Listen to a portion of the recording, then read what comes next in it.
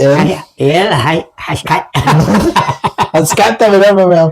Kaya po naman na, haskal, tawiro mo ay isugi.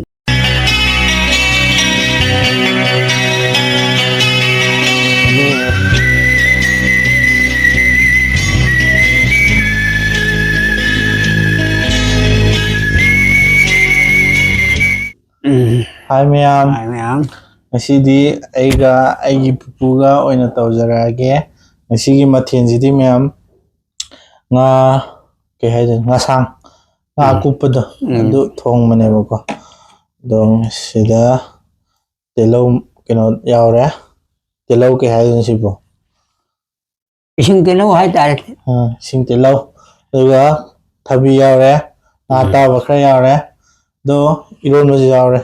Ado pupudi prayer tawra ay prayer tawiye saba yana ko po. Ay, ito.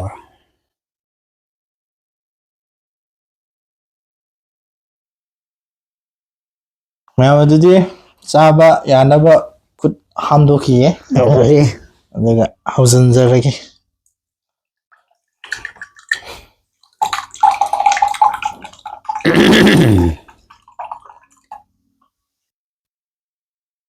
Puja hora. Ahana. Han naman, ito naman eh.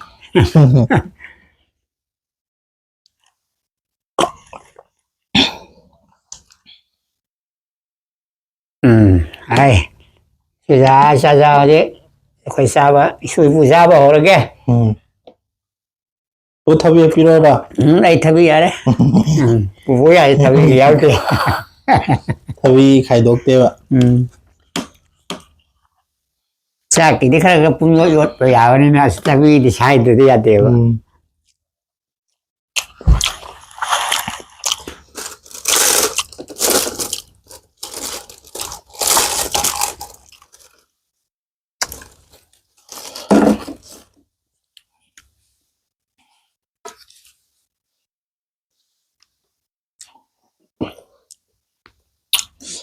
Hawe nga po. Ôi, nga này quá đấy để đúng hào đây. Haura. Okay.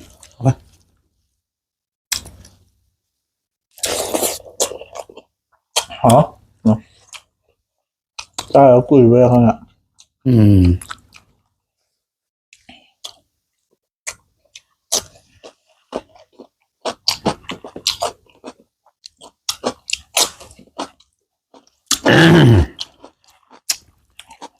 Vui ạ.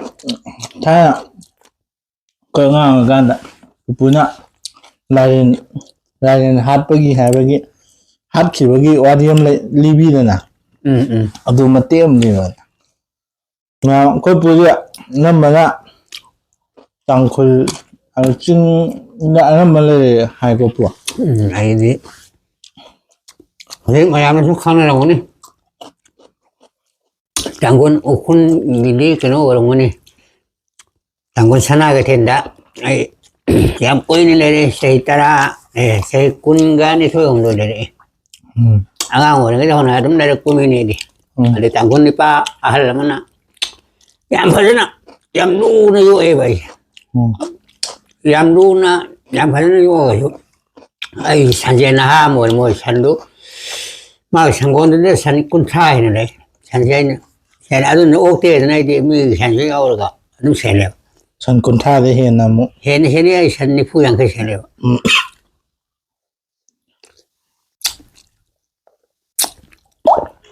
Sanjay suai di ay hai mungkin dum ya belum na. Sanjay suai mami ngadum tholi. Makong set pa, maya set pa, mamay set pa sanlay. Ada ay na mami het ko wala mo sang sa kar sa mi lo sa ti. Lohon te sang de. Ada mabukupa man eh. Ay na hai mo ya ba ta. Ada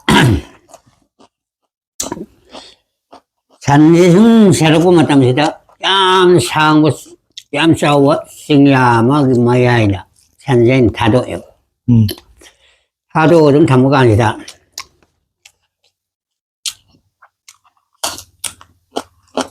ai tung in ba ngang mà sa mà anh nhau rồi ngang mà sa thì mà mình khuôn nốt rồi คุยนวด ตั้งคนมาจาก ต่างคนมาจ้านี่คนนู้นสิไอ้น่ะปากคนนี้สิว่าอ่างนี่ไอ้ต้องยินว่ามาใช่ไหมตัวงานไปสันนี่มาสันมางาตรกัน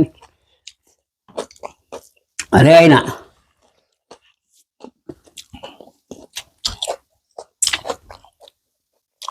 คนนู้นประจำนี้มาใช่แต่ละหนึ่งให้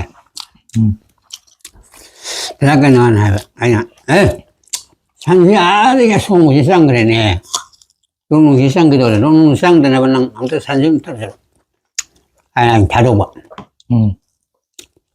าสิเปิดสักครั้งบ่เปิดสักครั้งก็ลูกเลยช่วยอ่านเขาว่าอีช่างปิดแต่ว่ามาฟังเนี่ยบ่ ลกเลย ลูกเล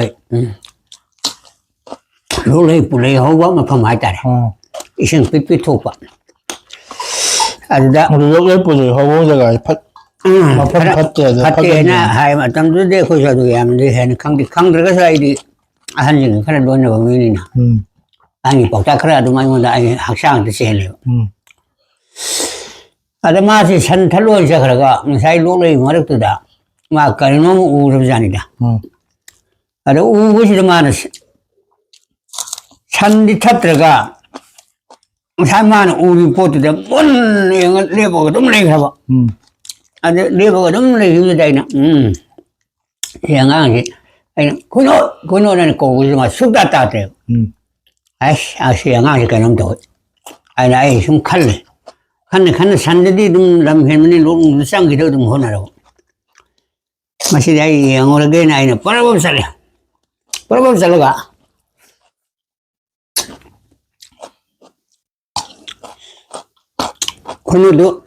kuno lagi kau kun deba lu mana ini พวกอดูเทคโนโลยีมีชุมแล้ว sumi ba man sumi ne ba Allah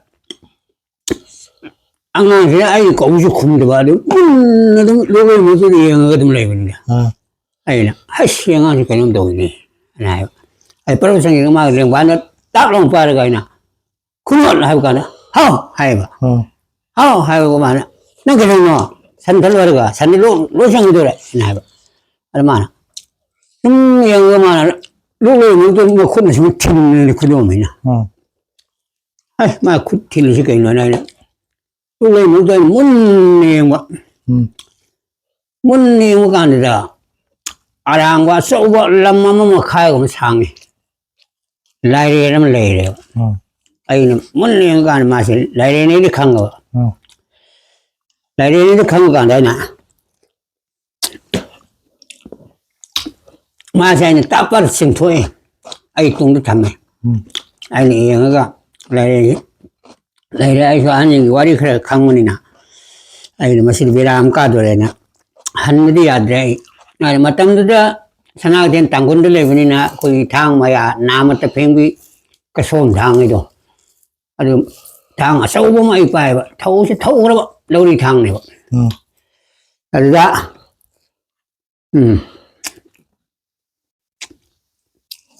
nang leu an hai lah aku dari uyung pambi mari kerja le uyung pambi mari kerja lah kak mari tu makan tanah makan tanah kak makan mari tu air kak mesin tu magai na air lagi tu paling kita ni uyung ni kak mai le paling tu dah air aku dah mai aku dah ada na saya nak kak mayam saya sini nau sung kita saya nak air yang kertin apa ni dah hello suan mana lalu di suam bukan masih leng ni, ada leng bukan, ada yang nang leng ya roh, ini ada tak, mak dak lawan mamang dah, dak lawan langgin mana ba, dak lawan langgin bukan ada, ini langgin jadi soal langgin ini ada cuma ini, mau dah hari na, nang asing ba, nang lala kan lana, ba, nang apa ini kau boleh doi, macam sini nang tanggal lu hai benar. Ada malam ni na, magi matak tu dah, makok tu tanggal ni, tanggal lagi lere. 아니, 아고 그러면은, 마도 라래 하베라 바디. 라래 하리니, 먹고 당걸리도. 아래디야. 바래, 난, 레로. 알자. 아이나.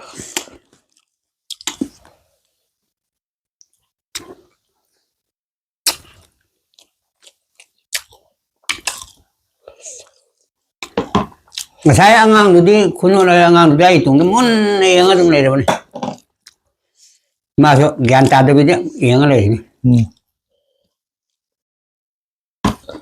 mai masadu pang da lu te sai lari na sung gi do masadu pang da lu te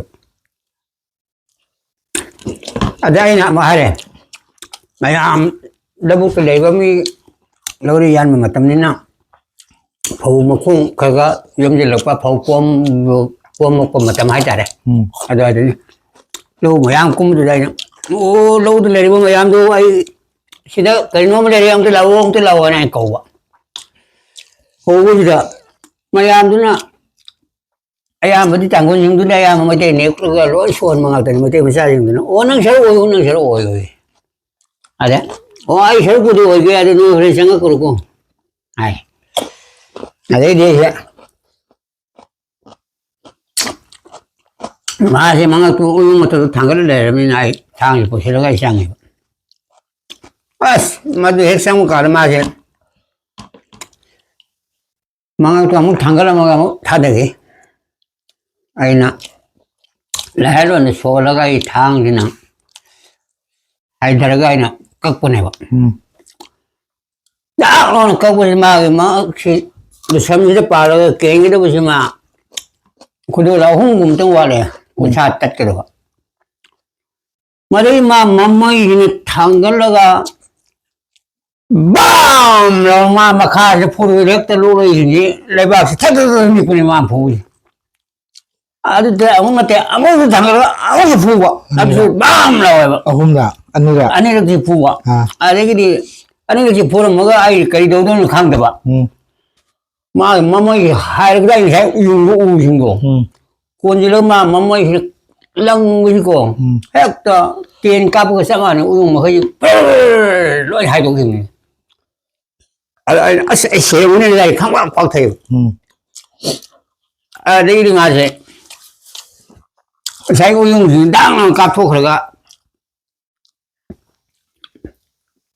ông thằng cái đó mà phun cái gì hết Hukai sini pun musuhnya berapa akan bisa sing lebih sila. Dalam kan bezang. Kan makan bezang tu. Ini bala ada ni.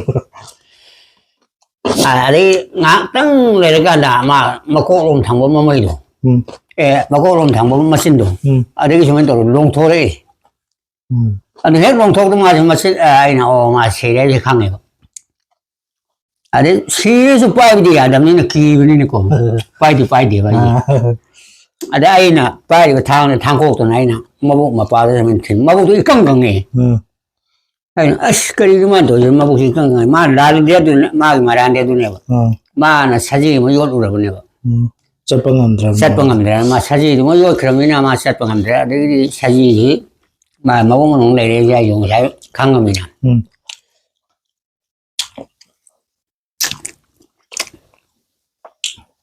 Dạ, mình tên thì Pam này mày là cậu vợ. Cô ta là sẽ lâu này bà. Nó ngồi rồi mà. Ngồi này ngồi cái nào hồi sáng đi rồi có hạt. khăng đi khăng ra bên này hả? Lại đây nó ngồi khăng ra được kỳ vợ. Cái một là su xin đi ngồi hay rồi. Ado har khaban tung hujiki cái pupu ka chami na bangang do ado na haubra ba na te krai na dong sai ai na ma da na de no thau tu lon to ro ne ya so ada na de no thau to re de ga ma la shu de no to ma sa thi de no thau to ni no to ai ma si re kan sai na Xí là ô hay cả đi mi dùng lao qua rồi con. Đi. Sang cái nó. Ai nè, 막국시 빠이가, 예, 막국도 빠이 기분이나 마마이 빠이가, 이 싱문에, 당근을 랭관 하버가. 랭관 하버 싱간이자, 싱부 수강문 됩니다. 막국도 지금 맞아. 마마이도 싱부지. 마마이도 지금 맞아. 수강문 되봐. 아이고, 나오나, 아이, 리아라우니 사군나. 또, 그러면 또 저게 좀 하니까 아니야. 뭐지, 마마는 놈 셀리고, 머닝 놈 싱어지 마, 강고 때문에. 아이, 칼러가. 마마는 놈 셀리가, 뭐, 곱디 딸라면 계시 또 그래. 빠이래가 아니나, 랭반을 하거든요. 랭반을 하고 가는 맛이 랭해 봐. 아이, 랭도 아주, 켜서라고, 기봐. 아래, 기르서 기나이는 랭반을 하고, 신간을, 마마는 놈 신간을 고로 살뿐이다. 그러나, 뭐, 이래. 머리는 없으니까, 뭐, 강한 거지 아니라, 칼라가. 생이, 아다이나. 그녀, 자, 나 음식으로. 아주 맛이 빨리상해요. 아주 망오다니는 랭관하고, 맛이, 랭관하고, 그래, 빨리 맛있으네. 뚜리, 요래. 그, 뭐, 남자들이 돼야죠. 아주, 당겨도 듣는데. 다음에 큰 반병이었으면 예비면 돼요. 다음에 큰 반병이라면, 그래. 둘이 열간이라, 맛이 농투하러 가야 마이야, 카이도 보내요. 네, 다음에 사돈 카이도가 아니라, 땅카이다래. 레디 땅카이다는 레딩이다.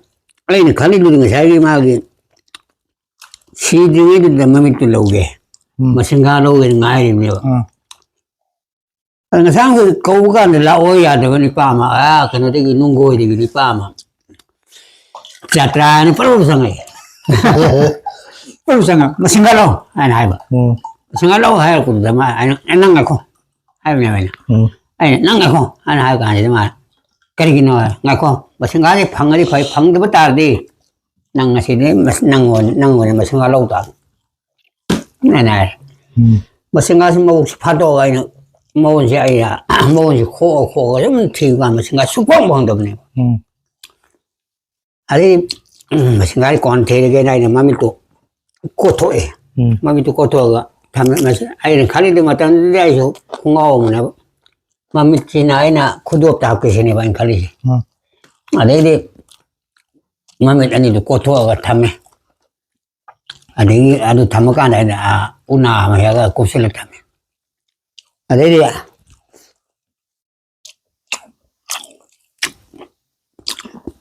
좀 가지로 공답니다. 꼬라기 몸이 삑 그러고도 빨리 마찬가지 생기셨다면 상 썰어들으면 노래야 맞아. 놀리가 아니 상 썰마 토컴을 들으면 누가 있다고 아래에는 마신을 길랑 남은 마신을 마신 다른 분들래 아주 신토해. 부토가는 숙자가 맞도 레마리아이나 부토가 타면 뭐가 뭐니 후도야.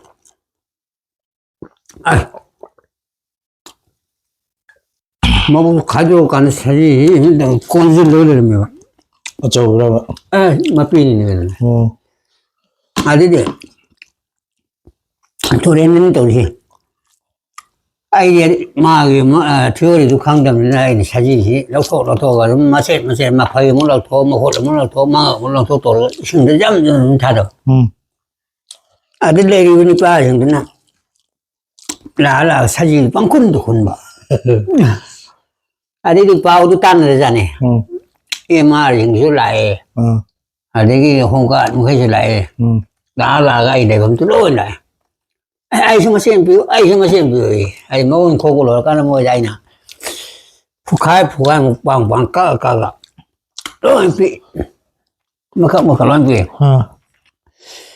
ada mo pesa su pi matam tu pesa pa mga tara tani pi do hoji to de ya se ya ro ba ang mo ndo ai na adana konjel laga hai maku na 몰라. 하나 불러가. 그래. 백만 밑에서 그래. 저기 막 하다 보더니, 맘이 기와리, 되게 아마게. 먹고, 이와리 ям 상래라.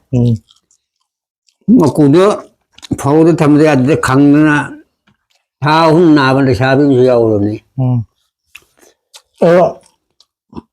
시라죠. 아두도 강뭐 야더라. 기뭐 야더라. 맞아. 아니, 맘이 또 나이 구독산에 부라가, 나, 아이, 레벨 용도 작성원도 해봐. 아유, 못하고 다, 아이, 파우도 담아. 그 해로는 바바문을 담아. 그 잠바닥에. 어느 과문이 바문을 세우면 되는데. 아들 나이 담방만 오해를 한다. 오해만 호랑이라고.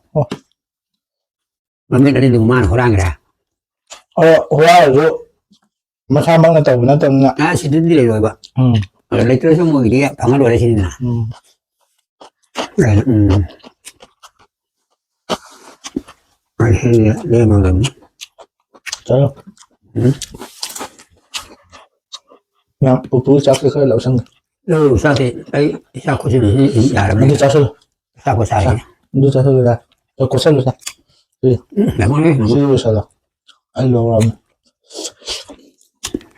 뭐야, 아주가 맞 그런 맞자 히 어디나 19 개 어디나.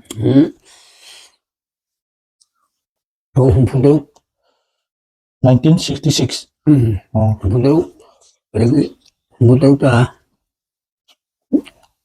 부모가 알아야 되네, 이제. 나를 나르기. 분들은 마시네. 아들라고는 아버지 줘야. 왜 봐. 아주 드는데, 아주 동들, 나래라면, 아니, 송배나 공개할 걸로 해봐. 가야. 어떻게 산하게 되나요? 건조기 처음 통과, 농속으로 한 거다. 아니다.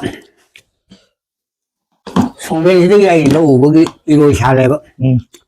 이로 샤누가 아니라, 부부나 이로 살래라 봐. 이로 샤래가, 로 오버. 아니, 이로이도, 로 오버로 하라고 이로이도 텐베스바. 텐베스바가 아니라 뭐, 송배, 까름다. 송배들이 마탕도는 물랑고. 마탕도는 당근대그라 세라고 하지. 그러다, 송배 군시력이 잘하면이나. 아들 나부가 아니다. 송배 군시력 등이라. 하룻밤 싸우고 보면 하룻밤 싸우고 막 콩이다. 호호호호 아유. 그는 해. 아니 내이 당시 시작부터 이런 질문 나오니나. 아니 보고 와가 숨이 못 가니까.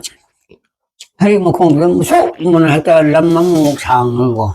누나 한 자도 봐. 싸우게 아들이 비해봐. 아니 하서 하라우들. 고마. 아니 내이 하라우들 누나 쿨라이 오더미나. 관이다. 남도 봐. 아주 막이 라이론도 먼저도 소라가 아이 낙대원은 말을 먹고 나이가 막 범도이나 이 그럴로가 하루 리시는 탐. 지금 무슨 일 해봐야 탐만이나. 아니 이거도 탐물에 아주 아이나 아주 탐무가 아이나 라이론 소를 탐하면 맞아.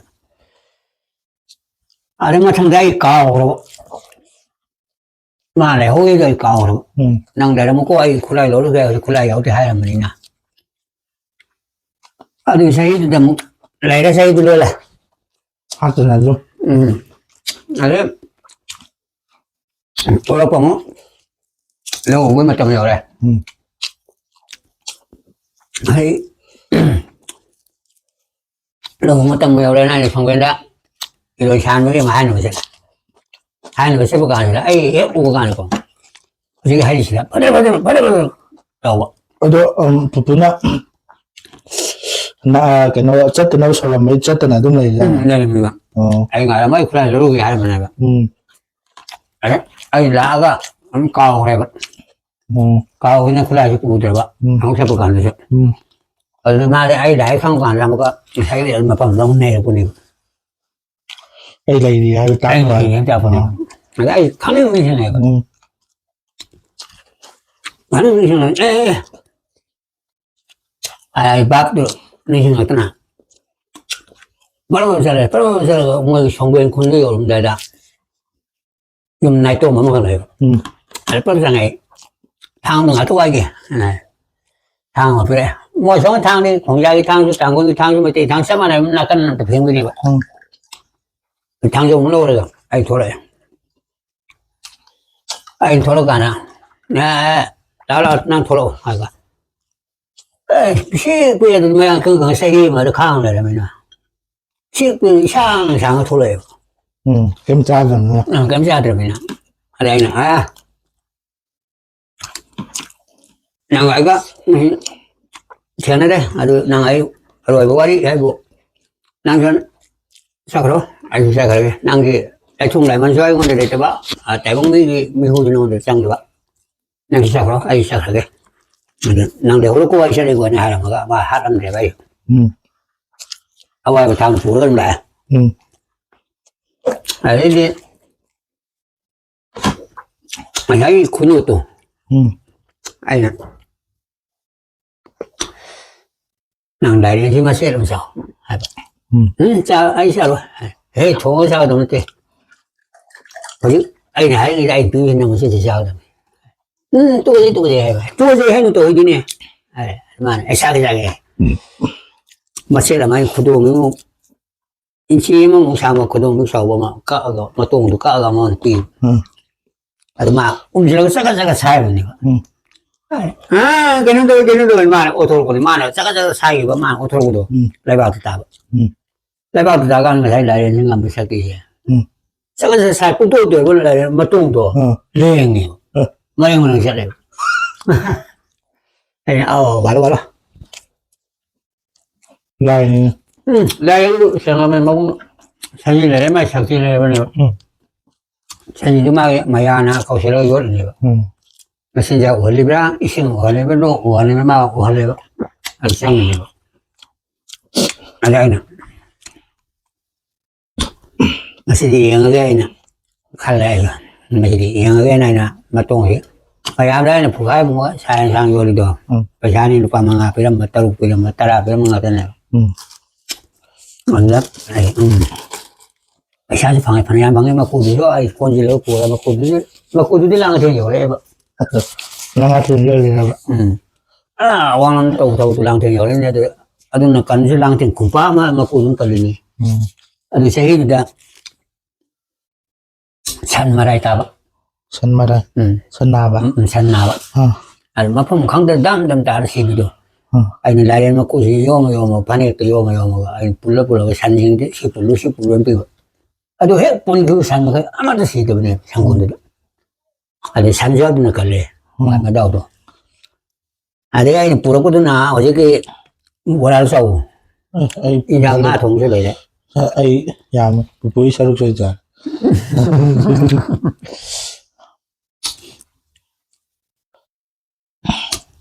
thì là cả nào vậy sanju cả nào vậy con đôi lấy vào mấy gì đó 하라고 nói rồi thì nó mới sang không để còn nữa đấy sẽ khăn là còn lên là cái đấy sang đó gì con trai đấy à nó mà giống như mà rồi anh đấy nó phải sang mà đang thiền pin nè là một cái làm cái đây được là một cái làm thiền kia rồi mới đi mà ta nó trong này nè ai chơi cài thì bái trả mà sao thì sẽ nó ra mà đâu là mình mới sang đi cài là vậy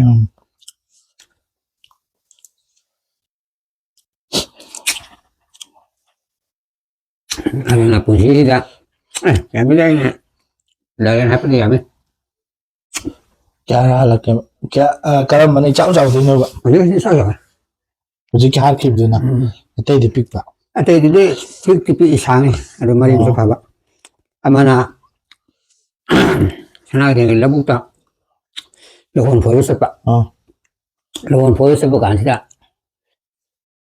nung tin ilmi lâu đừng lao tuần một sang ăn cả ông tuổi phơi người tuổi lâu còn phơi lại quăng ăn nè lâu còn sai thua mà cái sang người lâu sang đã lâu sang được sang rồi cái tum mà quăng ăn thì sa cả sa thì tum này mà tum đây phải là có thằng lúc phải cái này mới cầm thôi này sa ra đây nè hay 사실에는 칼라가 wak한지 가면은 좀 못하게 예문이다. 음. 아니 또 이로 성격이 양래도 음. 막하라고 양래인데 그러니까 무슨 뭐 상띵을 내면 그러면은 꼰대비다. 그런데 상띵을 내면 어. 아니 아이는 내리시냐 막 고소 아이 고로 놓은 봐. 어. 아니면 거기나 콩고리 흰통을 놓은 봐. 어. 아이 기네 하고 비서 그게 봐. 어. 하이 하고도 막 루타가 이거 발을 본대요. 아이씨 뭐지 그러면 또 흉가네. 뭐 이나이 콩이 한진하는 농일 인제를 통 요는 사건에. 어. 아니 통에 요거 통도 항도 알가 이 통도 통이 통고 통도 통이 막 바나이 해 요거 막 가라 묵랑 달고니. 응. 묵랑 달아니 통 튀질러 뭐 있는. 응. 아스 로 한번 여기 우용 살러가 많이 세지로 까지 막 가야 했다. 하이 농아 사는 거라면. 어. 아스 뭐 이거 좀 정리. 그래서 니빠 마음 먹고 그래 봐. 응. 아주 나로 아주 공장이 빠네 봐. 응. 나로 아이네天生 그대로 모르는데 아이디 어저께 그 시대를 가는데 nga 봤대. 11살 nga 봤대 봐. 지금 다이는 어제 전화 된다 사담 썼봐. 뭐 당시 아이도 여러 사진 봐봐 사진 봐봐 너무 봐봐 또 해. 알아이나 어제 니빠 아이고 한바 누가 안에 굴름나는 공장에 굴름아. 응. 어디 신나게 들려온다. 생각이 되는 게 만입니다. Alam mo, mapana ba na mali, lawi ito, pero wala ba? Ay na. May mga ay, lang na ba, dumasaw siya sa una ba? Ay na, nanugay na, kiluhan mo, ang sawa ba? Ay, may mga mukha ko rin, baby. Kuya namin. Ay na, maasi ka uwi. Yeah, nang natanda ng mga ayaw ba? Hay ba? Ay. Ay na. Ay to. Ay. Sao vậy mà ai không mua một cái sao luôn. Không được chào cái này. Không mua một cái sao. Ada mau yang làm luôn na. Mà sao sao ba? Mà mấy phiếu ba? Mà cô phiếu quân. Mà cô thì anh sai lại lên hai ba. Anh sai gì để mấy nó hai ba lại lên đó. Mà cô tụng ngắm mà cô không sao vậy. Ada kalau mấy tôi mà cô tôi bao nhiêu thì nó dễ không được. Ada hồi giờ cái này đại tất nhiên là mà tận đi khang hè. Mà na ada dua orang dah macam nama si tenjin laga lau hal le. Masa si tenjin ba. Ai know sini ni rồi kita khang hè. Ada ai jantrai ba macam dah mà ai macam lain iba ada dia pakhang bi ira cái ni mantan te ba. Lai mai ira cái sen mana ba. Ada mana ni tahu dah. 어디도 안 사토. 짝놀이들이 뭐지? 하우가 하와 어디? 큰 노래도 양말. 좀 내가 봐야. 아, 너 그니. 아, 비타민 줘가 봐. 엄마 나오랬다. No. Itu salah saya yang lah. 야, 타이나 거기 보지, 보라 군다하고 뭐네. 말이 좀 따와서 기입에서 강했다 뭐. Ai khi đây xuống đây được hết gì vậy? Mấy số gì đây đây số gì vậy? Mấy cái số cái này làm được cái. Đây cái số cái này là ai ở mỗi cái mình đâu là được. Mình đâu thì mình làm một cái nó ra được. 그냥 별로 안 되지. 미래도 있겠지. 미리지. 받더래. 그렇지. 라이키들의 미기들. 미기. 라이키 하면 그냥 미리 하면 돼. 뭐 조금만 남는 하나야.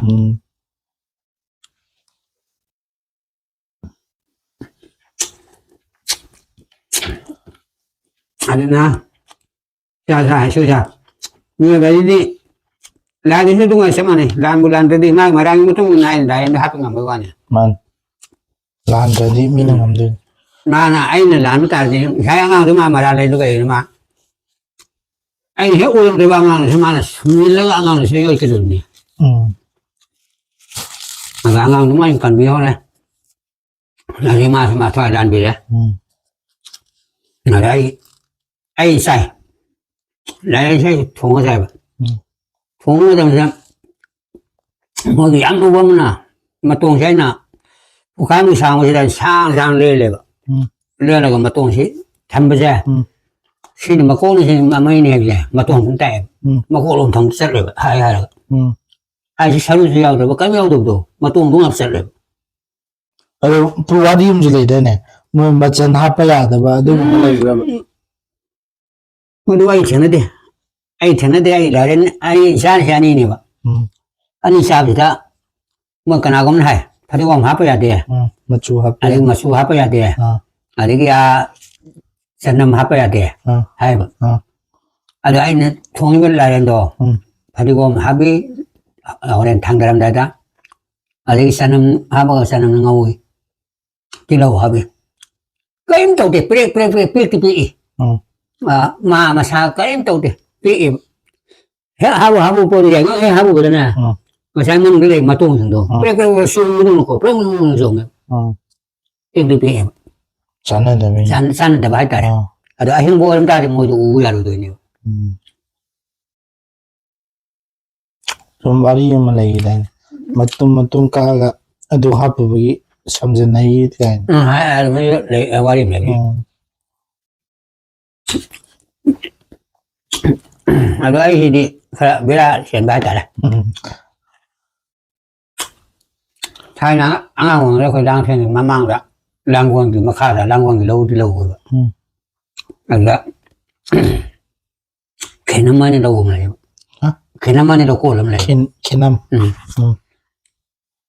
mà đâu có tại sao cái cả ít bây giờ bằng tại sao bây giờ rồi ít bây giờ một cái này Nga thì không thể có cái đó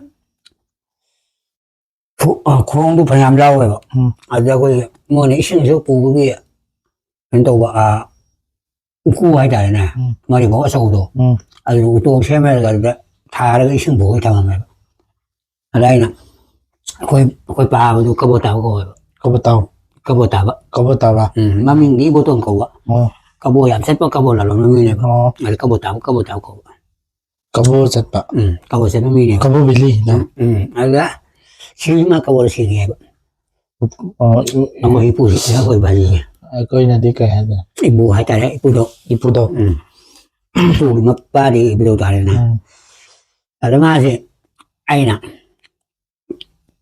ta xong nó coi bà gì sao ai nè thật ra ông em sao kì hay thật ra ông em cái gì làm con gì coi bà gì mà tàu này mi mới cổ mà thôn giàu mà thôn hai hay sao lại thôn giàu mà cổ mà đi What? Ano nang hangkaw lo? Hay. Ala. Ko tayo no. Oh, tunjong mo ba? Ito hay ba? Ay na. Hay, kanino ni hey. Kapota ba? Ana, hay ba? Ano hari ka son suong kita bukan sa ukudo. Ano da? Kung may ay belang nila son suong mo nila. Belang to makara dam lang tao. Makara tao ka nang sa iyo. Lilisong do. Yan ya ano lindam niya ba?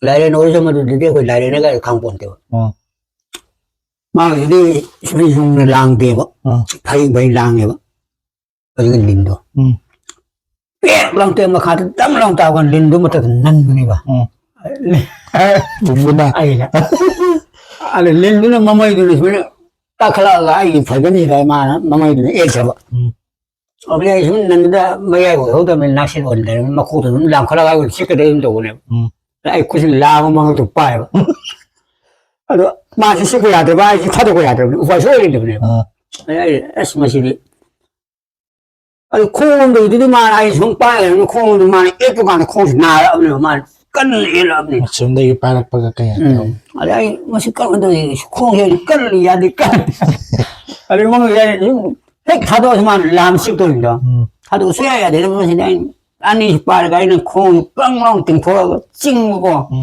dễ lòng lại mà thì đây nó đang thảo cái mà cho nó đông đang lòng đầy ai hậu thì cái mà là hậu rồi khăn lên 아니 사이만 가지고 공부하는 데 공부하는데 나라는 아니 아이시 하고서 야다 아니 마디 좀 칼러나 아이 하고서 야다 또 수시사서 나들래 그 다서 빨로라가 사이와 되고 아니 아이 원래 잘로 부려요 아니 잘로 부려 가는 거 린는 먹는데 지금 또 그런 게 야 하고로 부려 아니 하고라가 이 공부한 바람 깐지 린는 다서 세이로 또 올래 그래 아니 하러 가는데 린 잘은 해시리 하나에 아주 말 라시고 오래고 그다음에 라시고 되고 아주 아이디 막 맞다 다른 난 그러면 나요 라시고 아니 언제 온다 거기 알아오더라고 이게 하루 돼 아두기는 그는 감가디 그거는 아무 그래도 막 깜짝 놀라고 아니 이게 했다래 연주라이 맞던데 시대가 소리 들려 있는 거 봐. 내 학생이 티티보고 뭐 말고 또 레나에 하고 잘 린루비 레나도 내 쇼기도 그러면 짝사우즈를 와리 좀 하이 마탕 거기 부가 따라 부 와리 타이나이 누가이 얌 얌 레이잖니 담도 좀 이렇게 마탕 그래서 박항 모랭이다 부고는 나 박항 모랭이 니디 얌사우데 하고도 자우드나 무박한 거 사태로잖니 비어스 점프라니 니 랑테 먹는 게다 힘로 야 일리 세세세 있더니 이 군생은 뭐 후가 공원 본데 안나 말이 뭐 때문에 지나고 거기 안강오니까 아이 안에 나고 있어 안강오리 했잖아 아주 어떤 데이나 랑테 나가는 뭐 거기 나고 안도 나가고 남아서 그게 마마도 아주 꼬리 뭐 때문에 하려고 가나 마음도 꼬리 빡한 거 보면 이거 탈려면 내가 aduh ayo tahu itu dia orang sangat nih ya sudah lebih tak semua jalan begitu 네. aduh mày matang đầu chắc là kẻ aduh matang video tung ngái lên không mày và đi đúng ai không lời có biết kể luôn gì mà ta Hero cũng người hơi mới được biết cả tài được có biết tài được aduh mày ngasih gini matang saya lu sendiri ke sao sulu sendiri aduh mày ngasih gini bye bye bye bye Bố like comment share subscribe tao sana mai mo like comment share subscribe like comment like comment share hai hashtag subscribe tao bây giờ mà mày berapa pun mana hashtag tahu bila mai isu itu kena sudah channel sudah isi gini bye bye masih ini bye bye lagi matung dah terima kasih sudah